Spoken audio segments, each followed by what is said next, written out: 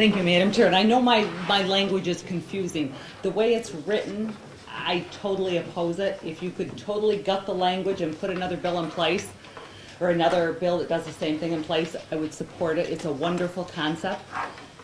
But I really need to go through what I call the bad troubles with this bill. With the bill is written, and again, not the concept. The concept is wonderful, but the bill is poorly done. In this particular bill, I don't think that an attorney wrote it, or not an attorney that understands litigation. All throughout, we have the term legally. And to say legally throughout, if you look at New Hampshire statutes, you don't find that term in general. And that's because the term isn't necessary. It invites an inquiry from your employers and law enforcement as to what lawfully means. If you look starting in Roman numeral 2, the second line, legally owned firearm, lawfully possessed, lawfully in such area. And that really invites law enforcement or your employer to inquire about what lawfully is. And I think it's an inquiry that you don't want to have in this type of situation. And anything that's an issue of fact becomes an issue of fact for a trial judge or lawyers, which ends up costing you money. There's no point in putting that in there when it invites an inquiry. And the word lawful is used throughout, and again, in other New Hampshire statutes, you simply don't find that term. It's not necessary. Anything that has questions of fact or law it allows law enforcement to make that determination to detain you, to bother you, if you will, and invite your employer to say, yeah, I don't have a problem with you keeping this on my property. I just want to make sure it's lawful. How can they make that determination? You know, it goes back to the first, we're going to check the serial number to make sure it's not stolen. You're going to have recorded serial numbers. You have all sorts of problems with those inquiries. That removing that word only makes sense. Second, Roman numeral 7 says the provisions of this section shall not apply to the following. And it gives a laundry list modifying what I call the Reverie RSA 159. I don't see any reason to start carving out places that firearms aren't quote-unquote appropriate.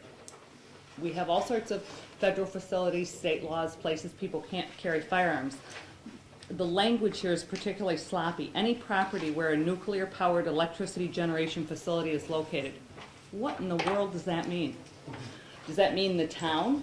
Does that mean the piece of ground? Maybe we can have some surveyor's tape put up? What does that mean? And I think reasonable people are willing to follow the law if they understand and know what they're expected to do. I don't understand what that means.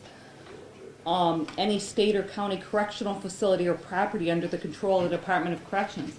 I personally have a huge issue with that. You've got people behind the walls because they're behind the walls, and you can keep them there and do whatever, but we're outside the walls.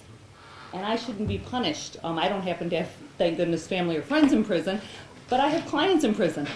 And I have people that get arrested. And I can tell you right now that I drive my truck to the prison facility and park in the prison parking lot and want to go in and visit them, and I don't want to not carry my firearm on those days. And basically, next, property owned or leased by a public or private employer or the landlord of a public or private employer on which are conducted substantial activities involving national defense, aerospace, and homeland security. Goodness knows what does that mean. So this bill that you want to pass, which is wonderful to protect employees, does that mean now, how many businesses in New Hampshire, I can think about a dozen right off the top of my hand, that do some work that arguably involve national defense? And so then we have this big factual inquiry, does Thompson Center involve national defense or not? Yes or no? And so the employee says, I don't think it does. I'm going to have my firearm in the parking lot here because I've got this new bill. I think that's a really, really nebulous term. You go down to E, property owned or leased by a public or private employer or the landlord of a public or private employer upon which the primary business conducted is the manufacture, use, storage, or transportation of combustible or explosive materials. The definition of combustible is burnable. Every darn thing in the world darn near but ice is burnable. And so when you go down this laundry list, I don't think any reasonable person can figure it out. And I think it goes back to, I know the speed limit's 55 and I got a speedometer, so I know if I go 56, I can get a ticket for going 1 mile an hour over. It's reasonable to ding me for that. But when we go down this list, And F is actually the one that really scares me. It says a motor vehicle owned, leased, or rented by a public or private employer or the landlord of a public or private employer. So I work for Avis Rent-A-Car, right? So I go take people and I'm driving my Avis Rent-A-Car. Police pull me over and they say, we've got to check because Avis Rent-A-Car has told us that they don't want their employees carrying guns. I'm in an Avis Rent-A-Car, they've got that policy out. And some regular, especially in small towns, say to the local police department, this is our policy. If you see people trespassing on our land, we want you to throw them off. And so this is really any type of vehicle that you can see with a logo on, more than likely is driven by an employee of that company. And so are the police now going to be stopping people to make inquiry to say, does your employer allow you to carry firearms or not? If this is a leased vehicle, what are you doing with a firearm? G says any other property owned or leased by a public or private employer or the landlord of a public or private employer upon which possession of a firearm or other legal product by a customer, employee, or invitee is prohibited pursuant to any law, contract, or federal government. We're going on, there's already prohibitions under federal law. We don't need to confuse the two. And so I would respectfully say that although a good concept, there are some serious problems with the bill. And I just scratched the surface for you because I don't want to keep you here all day. You got a whole pile of bills to consider. But I respectfully say that there's a lot of troubles with the bill. If a person's vehicle, a privately owned vehicle, had the same protections under the law as their dwelling place, would that not suffice? No.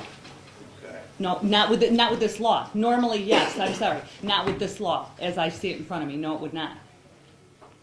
Follow up? Forget this bill.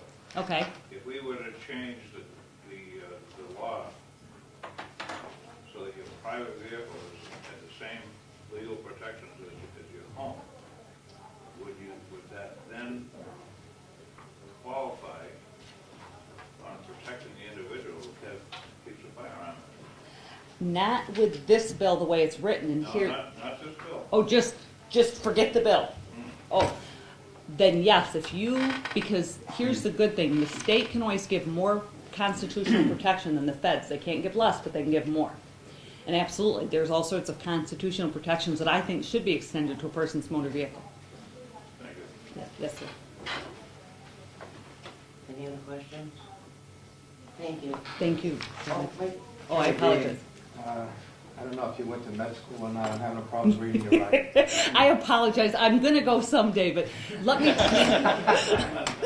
The question I have for you is you've got, I think I'm reading this right, concept okay, ITL are totally, I think that says rewrite. Yes, if it's right here, I respectfully. That one, I can start reading your writing. Oh. Oh boy, wow, thank you. Yeah, you're very, very good. And yes, that's what it says. If you totally rewrite, then, potentially based on language, I would support it. Given what I see before me, as is, it would have to be ITL respectfully.